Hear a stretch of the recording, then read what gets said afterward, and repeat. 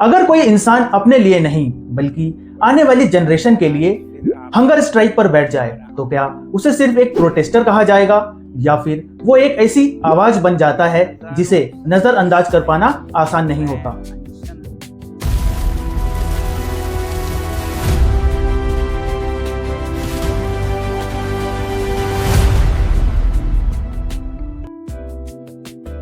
दोस्तों, ये कहानी है सोनम वांगचुक की, एक इंजीनियर, एक एजुकेशन रिफॉर्मर, एक इनोवेटर और एक एनवायरनमेंट एक्टिविस्ट जिन्होंने अपना पूरा जीवन लद्दाख और उसके लोगों के भविष्य के लिए समर्पित कर दिया।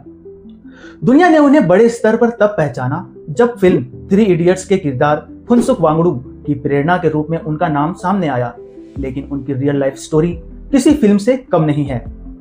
उन्होंने लद्दाख में एजुकेशन सिस्टम को बेहतर बनाने के लिए लर्निंग मॉडल्स तैयार किए, आइस स्तूपा प्रोजेक्ट जैसे इनोवेशन विकसित की और क्लाइमेट चेंज के खिलाफ लगातार काम किया।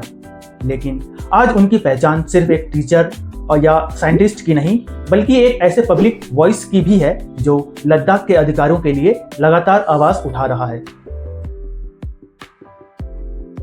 साल 2019 में Jammu and Kashmir reorganisation act के बाद लद्दाख को यूनियन टेरिटरी बनाया गया। शुरुआत में कई लोगों ने इसका स्वागत किया, लेकिन समय के साथ स्थानीय लोगों के बीच चिंता बढ़ने लगी कि अब उनके पास अपनी चुनी हुई लेजिस्लेटिव असेंबली नहीं है और कई बड़े पॉलिसी डिसीजंस सीधे केंद्र के माध्यम से लिए जाते हैं। इसके साथ ही लोगों को यह डर भी सताने लगा कि अगर बिना पर्याप्त इन्वायरमेंटल सेफगार्ड्स के बड़े इंफ्रास्ट्रक्चर प्रोजेक्ट्स, माइनिंग और कमर्शियल डेवलपमेंट्स बढ़े तो लद्दाख का नाजुक इकोसिस्टम और उसकी सांस्कृतिक पहचान अफेक्टेड हो सकती है। सोनम वांगचुक और कई स्थानीय संगठनों की प्रमुख डिमांड्स है। पहला, लद्दाख को 6th शेड्यूल जैसी संवैधानिक प्रोटेक्शन मिले। दूसरा, स्थानीय लोगों को ज्यादा पॉलिटिकल रिप्रेजेंटेशन और निर्णय लेने में भागीदारी मिले। तीसरा, सरकारी नौकरियों में स्थानीय युवाओं के लिए बेहतर एम्प्लॉयमेंट अपॉर्चुनिटीज सुनिश्चित हों।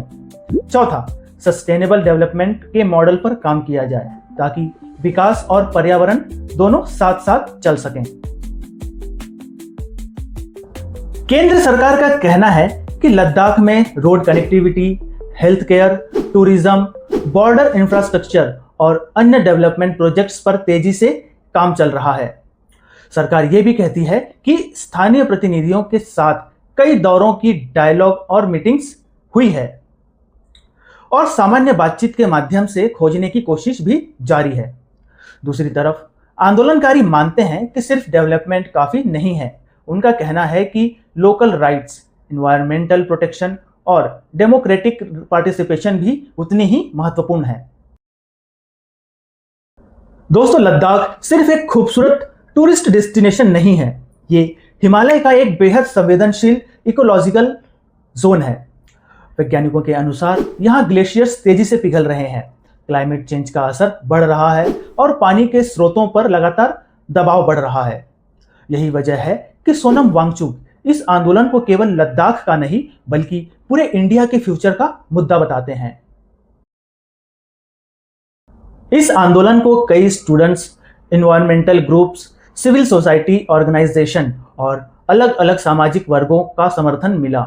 वहां कुछ लोग ये भी मानते हैं कि इस तरह के बड़े संवैधानिक मुद्दों का समाधान डायलॉग और पॉलिसी रिफॉर्म्स के माध्यम से होना चाहिए।